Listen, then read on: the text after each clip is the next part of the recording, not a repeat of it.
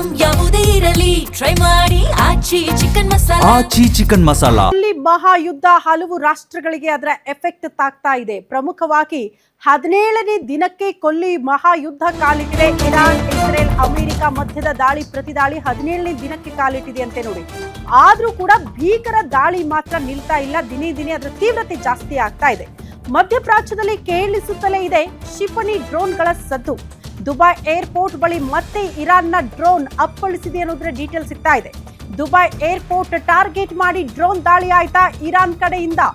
Drone ದಾಳಿ ಹಿನ್ನೆಲೆ ಹೊತ್ತಿ ಉರಿದಿದೆಯಂತೆ ತೈಲ ಟ್ಯಾಂಕರ್.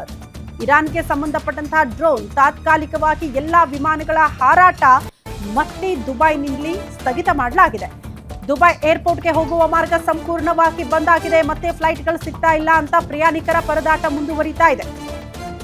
ಆರಂಭಿಕ ಹಂತದಲ್ಲಿ ದುಬೈನಲ್ಲಿ ಸಾಕಷ್ಟು ಜನ ಪ್ರಯಾಣಿಕರು ಇದ್ದಕ್ಕಿದ್ದಂತೆ ಫ್ಲೈಟ್ ಕ್ಯಾನ್ಸಲ್ ಆದಾಗ ಏನಾಯ್ತು ಅನ್ನುವಂಥ ಆತಂಕ ಇತ್ತು. ಕಾರಣ ಆಲ್ರೆಡಿ ಯುದ್ಧ ಪ್ರಾರಂಭ ಆಗಿ ಹೋಗಿತ್ತು ಅಂತ. ಈಗ 17ನೇ ದಿನಕ್ಕೆ ಕಾಲಿಟ್ಟಿದೆ. ಸ್ವಲ್ಪ ಸಹಜ ಸ್ಥಿತಿಗೆ ದುಬೈ ಮರಳ್ತಾ ಇದೆ ಅನ್ನೋ ಮಟ್ಟಿಗೆ ಇತ್ತು. ಆದರೆ ಅಗೇನ್ ದುಬೈ ಏರ್ಪೋರ್ಟ್ ಬಳಿಯೇ ಇರಾನ್ಗೆ ಸಂಬಂಧಪಟ್ಟಂತಹ ಡ್ರೋನ್ ಅಪ್ಪಳಿಸಿರೋದ್ರಿಂದ ಆತಂಕದ ವಾತಾವರಣ. ಅಗೇನ್ ಫ್ಲೈಟ್ಗಳನ್ನ ಕ್ಯಾನ್ಸಲ್ ಮಾಡಲಾಗಿದೆ ಅನ್ನೋದರ ಡೀಟೇಲ್ ಸಿಗ್ತಾ ಇದೆ.